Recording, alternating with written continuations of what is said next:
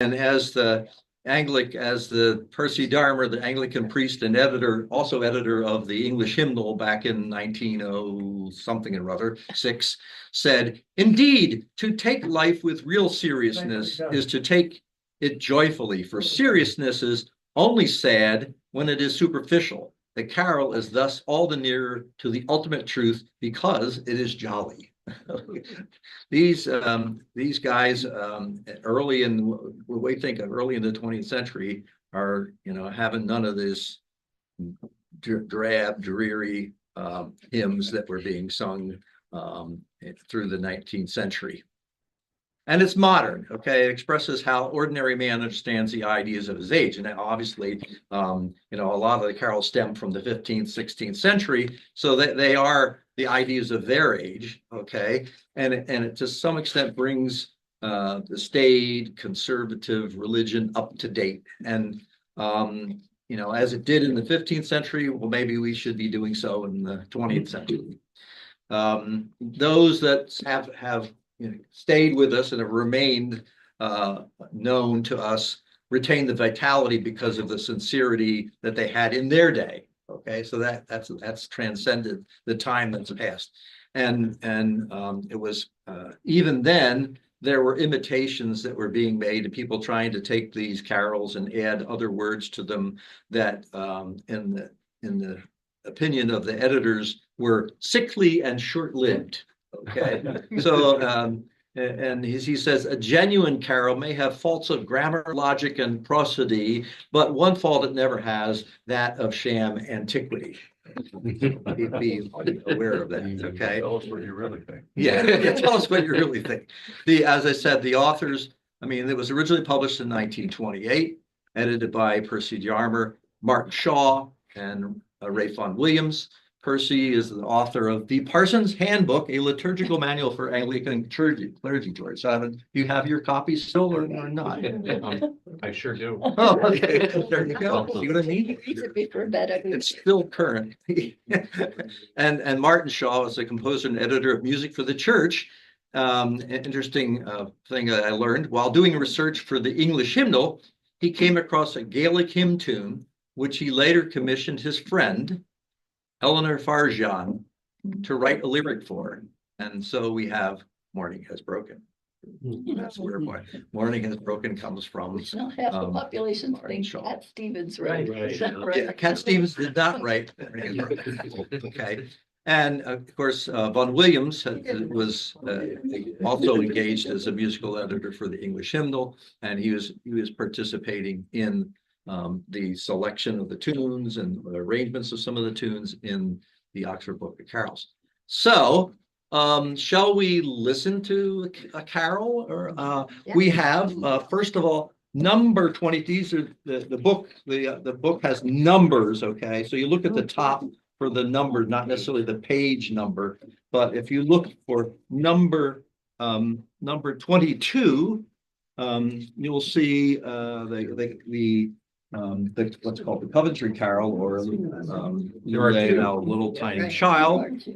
This was written for a mystery play or a nativity play or a crib, as it was called. And the crib has its origins, and the Christmas crib and the nativity play are something that St. Francis had a part in, and even in spite of the fact that that Popes Innocent III and Gregory IX were forbidding things that they called ludi theatrals, as in lewd, okay, anything sort of dramatic or joyful that was going on in the church and then interfering with the Latin Mass, they were forbidden. But as Percy said, the muses gradually won, and simultaneously to those popes, St. Francis was there inventing what called the Christmas crib or the nativity play. And this particular carol comes from the 1591 Pageant of the Shearmen and the Tailors. And it's on page 45. Page 45, Yes. number 22. And we Are are, we doing the first version or the second? Actually, it's the same tune, right? It's just one has yeah. parts. And Mhm. we'll just be hearing a short a short bit of this. I don't think there's. Hopefully, if we can get the. This is just a short recording of actually a recorder consort playing the melody, and hopefully we'll get something going here. No, it isn't going yet. Oh, I love technology. Or did we turn? Oh, he turns it off. Somebody turns it off.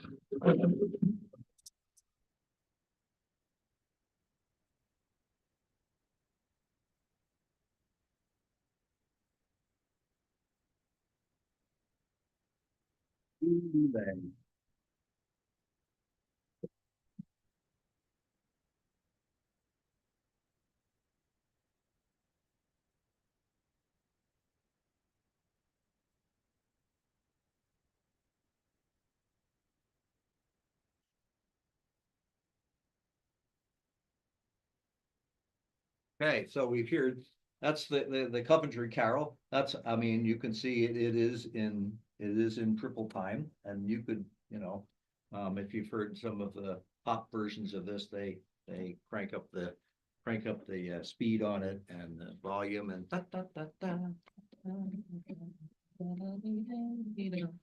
Okay, so it's a modern as well as popular. Now we're, so that's the Coventry Carol. Next, we So you're have, saying modern and popular as of 1928. yeah, and maybe now too. I mean, you look at what, people like Mannheim Steamroller have done with carols and so forth. Presbyterian. Some of the, I was looking for some versions that would comport with what is published in the book, and and some of the groups, the a cappella groups and everything, they take the text and they move into more jazzier compositions and harmonies and so forth than we would find in our hymnals or in our book of carols. Another song of the crib is Joseph Lieber, Joseph Mein, okay, which is number 77. This is another song of the crib from Leipzig, circa 1500, arranged by Von Williams, and the tune has been used by other composers to write other compositions, including 79, did you say? 77, number 77, which is on what page is it on? 167. Okay. I've ever heard this. And people can sing along, right? Yes, we should should be able to. This is you'll be singing along with the Boston Camerata on this one. And some of these things come from.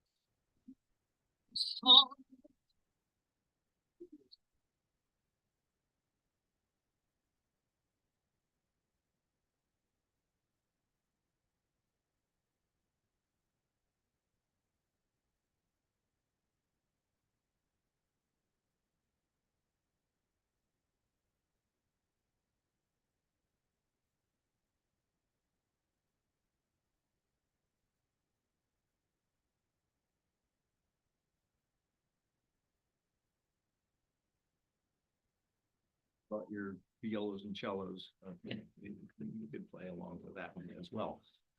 So, next we have the Boar's Head. Anyone know of the Boar's Head? And this is a secular carol for sure, okay? And it is the Boar's Head, and this is where macaroni is served as well, because macaroni, the term macaronic has to do with music where you have more than one language. Okay, some of the folks were still used to hearing Latin. And so when you translate some of the parts, some of the songs, or you create new lyrics and then you mix them up with English and Latin, or English and Italian, it could be. German. And at the time, the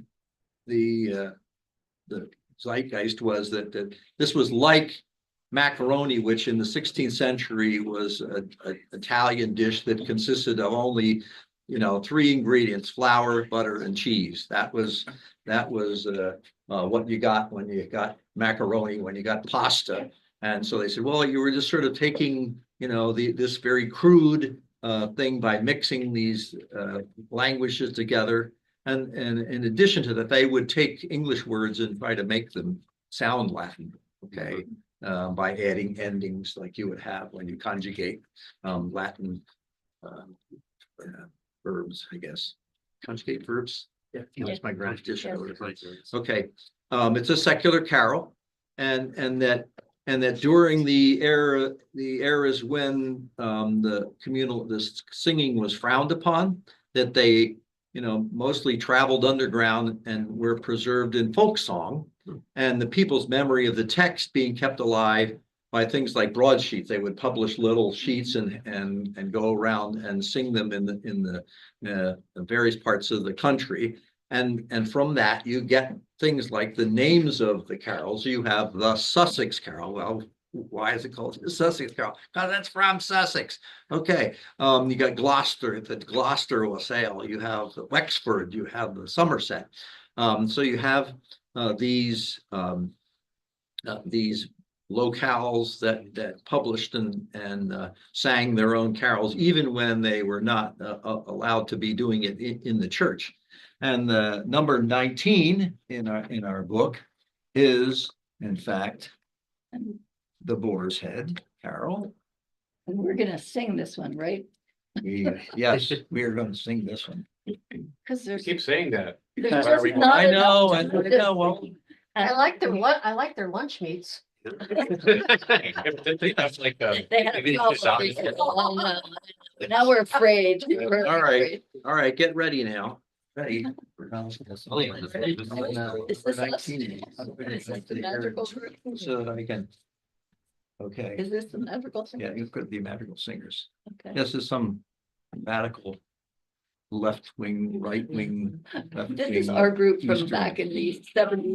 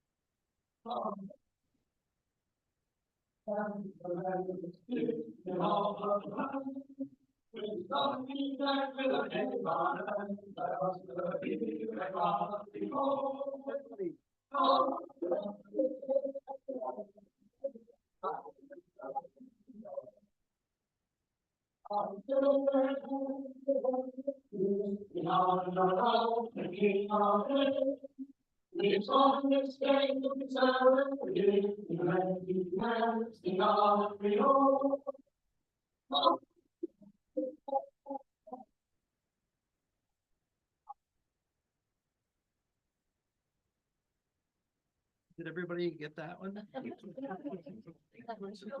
didn't get to sing it though. You want to sing it again? That's okay, then that's definitely joyful and hilarious and a song of the people and it's as modern as, the butcher shop out in the street there. I don't know, whatever happened to our paper mache boar's head, dear? We gave it to some high school. We gave it to some high Yeah, school. we gave it to Babs's high school. There's always a new one to be made. Yes, that's always a new one to be made. Now, that's the boar's head. And also, as we said, we talked about these various localities where they were carrying on the tradition of the singing. One of my there's all these things called wassails. We wassail all over the town and they're a regional thing. One of my favorites is the Malpas wassail, which we only had, we couldn't find any public when we were wanting to sing this song. We couldn't find any published version of it. So a friend of ours transcribed it for from the recording, and there's you could see any of you are reading music, you could pass this around, you'll see why there are all those funky markings in there when I played a recording of this thing called the Malpas Wassail.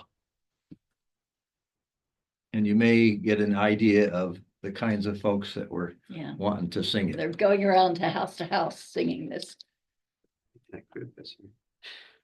This is from the singing of a guy named Lou Killen and his then wife, and they made a recording, a bunch of folk singers.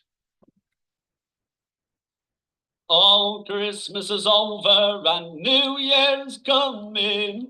Come open your doors and let us begin our jolly one.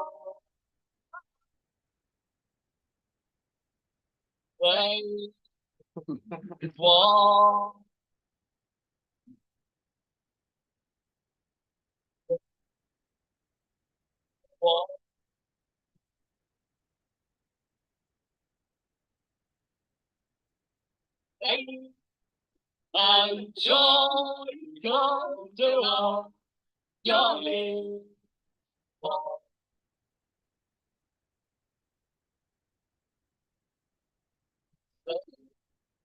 Trying to get Seth to sing this. For our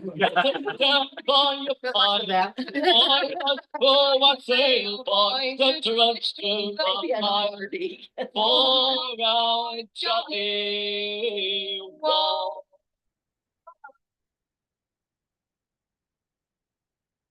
Say one.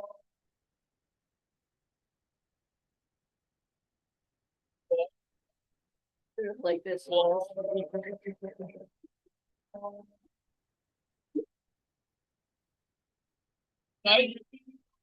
And joy come to our jolly one.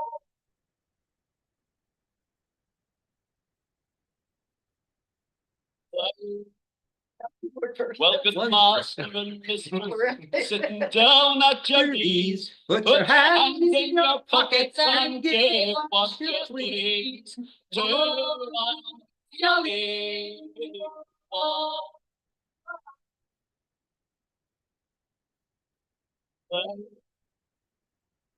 One.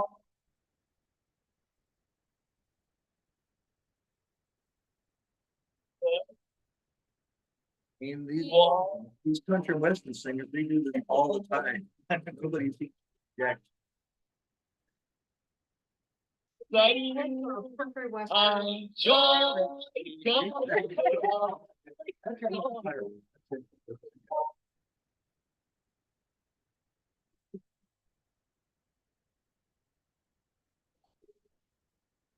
well, the ancient old Oh, wait a house minute. we all It's the song that must never- know. It is the old custom you need not dispute. Love our jolly one. We are definitely joyful. Say one.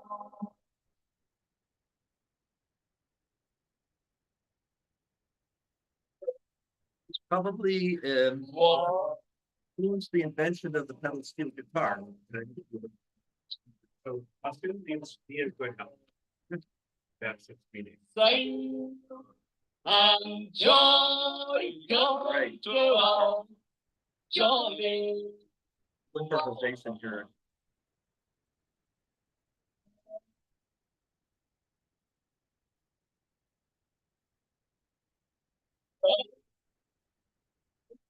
Oh, man, I tell you, They don't write them like that anymore. They didn't write it like that's the first place. Yeah, that's right. They made it up as they went along. Loud, a. All right, well, let's get back to a more familiar. There's something we could sing Okay, how about number 24? without any The alcohol involved. I was gonna say that, that one really made you feel like it was a drinking song, right? Yeah. That's right. Number 24. The Sussex Carol. I think we're gonna be looking at page 48, the one that's on page 48. There's two versions of them. And the fact that these things were preserved by the people, if you look at there's all kinds of things in very small fonts down at the bottom thing, this one, the melody and text come from Mrs. Verrill in Monksgate, Sussex. Okay, so, some woman out there in the suburbs was found by Von Williams, and he decided he was gonna arrange something around it. So we're gonna take a look at what you think on Christmas night. Okay, we think Christmas night. Here we go. On Christmas night. Got our pitch. Somebody calls. Keep our eyes.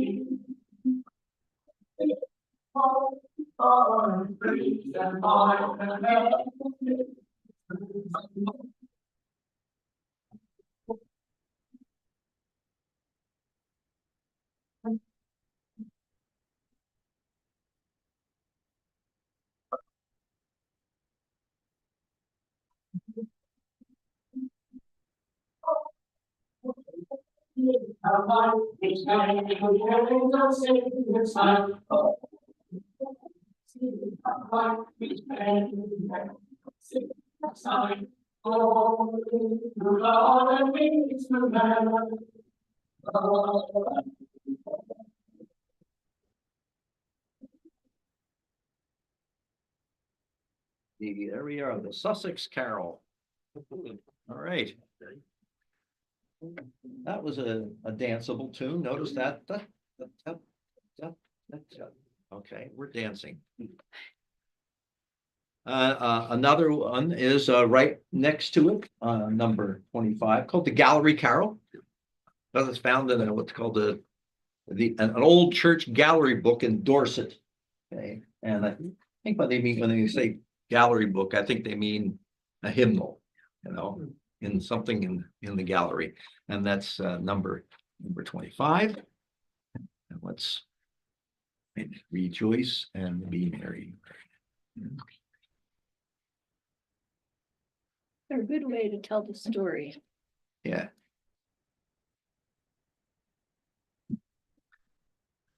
This is also a vintage recording, all the way back from 1979. Can you believe that? Coughs and wheels and so forth.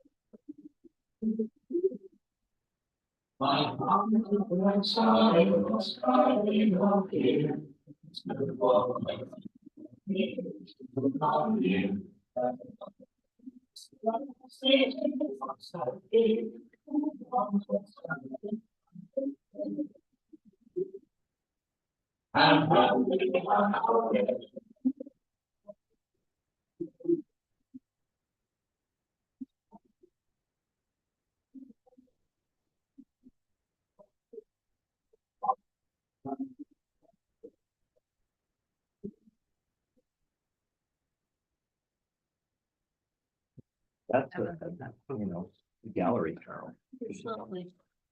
lovely carol.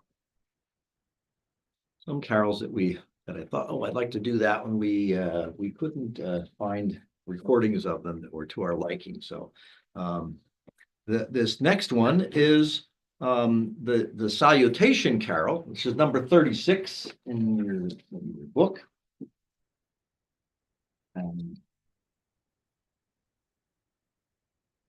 This is also one where we find that it's it's very danceable. This is a very danceable tune. This arrangement by Vaughan Williams comes from a manuscript. Some guy named Richard Hill, circa 1504. Hill was apprenticed to a grocer, then became an alderman in London in 1493, and also mayor.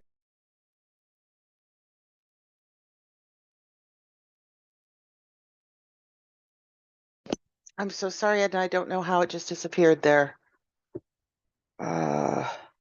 Crap. Sorry.